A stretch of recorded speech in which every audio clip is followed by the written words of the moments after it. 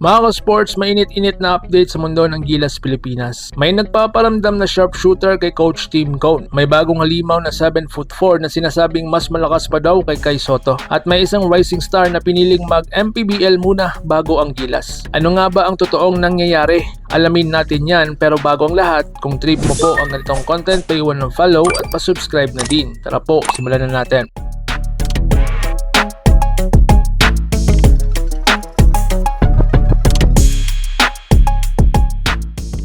Mga ka-sports, Ahan Misi nagparamdam sa Gilas. Nagbabalik aksyon si Jeric Ahan Misi matapos ang kanyang kampanya sa FIBA 3x3 Asia Cup. At kahit tapos na po ang laban nila, napansin ng fans na suot pa rin niya ang Gilas jersey. Kaya ang tanong, nagpaparamdam na ba siya kay Coach Tim Cone? Sa totoo lang hindi po ito malabo. Dahil sa PBA, local po ang status ni Ahan Misi. Kaya eligible din siya sa Gilas 5v5 bilang isang local player. At kung pag-uusapan ng skills, nako, isa siya sa pinaka-deadly shooters ngayon. Isang player na kayang magbukas ng depensa gamit ang kanyang outside shooting. Sa pabarating na Asian Games, malaking tulong sana ang ganitong klase ng player. Lalo na kung may uncertainty sa availability ng ibang Gilas players mula abroad. So ang mga posibleng dream lineup may lumalabas pang proposed lineup na ikinatuwa ng fans. Full credit po sa basketball preview. Kay Juan Gomez Diliano, RJ Barrientos, Jordan Clarkson, Jordan Heading, Remy Martin, Justin Baltasar, Jeric Ahan Misi, Mike Phillips, Chris Newsome, Angelo Kwame. Kung mabubuo ito, isa itong balanced lineup, may shooters, defenders, at dominant bigs. So dito naman tayo kay Mike Phillips, MPBL daw siya muna. Isa sa pinaka-usap-usapan ngayon ang player na si Mike Phillips. Imbis na diretso Gilas o abroad, pinili muna niya maglaro sa MPBL kasama ang San Juan Knights. Ayon sa report, umabot pa raw sa 850,000 kada buwan ang kanyang sahod. Napakalaki para sa isang rising star.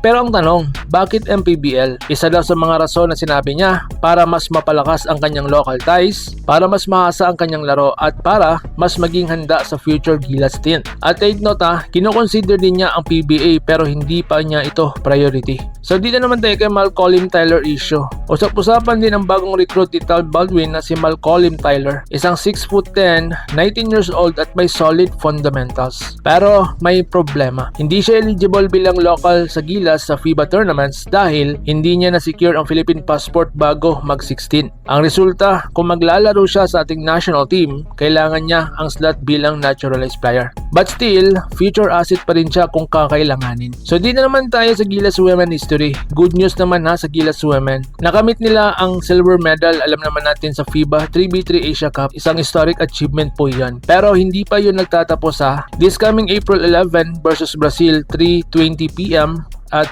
game 2 nila versus Singapore 5 PM po sa Philippine time. Para sa FIBA 3x3 World Cup qualifiers sana po manalo. Kaya laban Pilipinas. And lastly, 7'4" Indian Phenom, at ito na ang pinakamainit na balita Isang 7'4" neganti mula India, kilala bilang si Punjabi JGC, ang viral ngayon sa US. 18 years old pa lang ito, pero sinasabing mala Victor Wembanyama ang kanyang galawan. May shooting, may ball handling at dominant po sa loob. At ang matindi sinasabi ng ilan na mas malakas pa raw ito kay Kai Sotto. Pero ang tanong, hype lang ba o tunay na future superstar? Sa dami ng developments, malinaw na patuloy na lumalakas ang basketball po sa Asia. Mula Gilas updates hanggang sa mga bagong rising stars ngayon. Kaya ang tanong, handa na ba ang Pilipinas makipagsabayan sa mga kalaban na ito? I-comment mo po ang iyong opinion sa baba at babasahin ko yan. At kung nagustuhan mo po ang ganitong content, like, subscribe at share para updated tayo pareho sa mundo ng basketball world. Laban Pilipinas puso, so paano? Ingat po kayo. Under 5 minutes remaining and Misi with a jumper.